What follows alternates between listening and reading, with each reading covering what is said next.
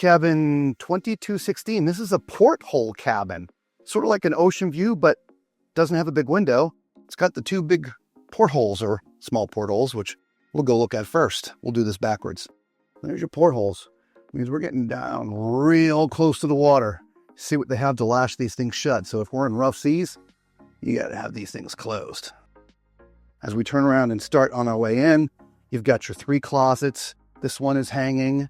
This one is shelves. There's a third one behind the door. It's just much bigger than the middle one, but it's all hanging. You got your little desk area here.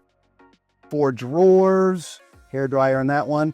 Was a center drawer. You got a refrigerator here, like a little mini bar kind of a thing. Lighted mirror. There's only one US power, one 220, which is European power. Small TV by today's standards. And also some cabinets over here for storage. Across from this, you have a sofa that is made up in a bed configuration already. So that's what it looks like in its bed configuration, and your coffee table. Now, interestingly enough, this has just got one twin. You can't have a king in here. So it's just a twin and the other bed / sofa.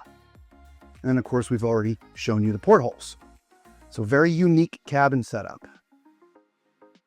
You do have a normal shower that we've seen in this ship with a curtain. Toilet in a great place for someone my height, which is 6'4", so that is tall and fluffy approved. Single basin sink, got 6 shelves, makeup mirror, and a nice big space there. Let's not forget your soap and shampoo are in the shower. So there you go. Let us know what you think of this unique cabin setup with just one twin and a sofa that converts to a bed and the portholes. Leave it in the comments below. Ciao.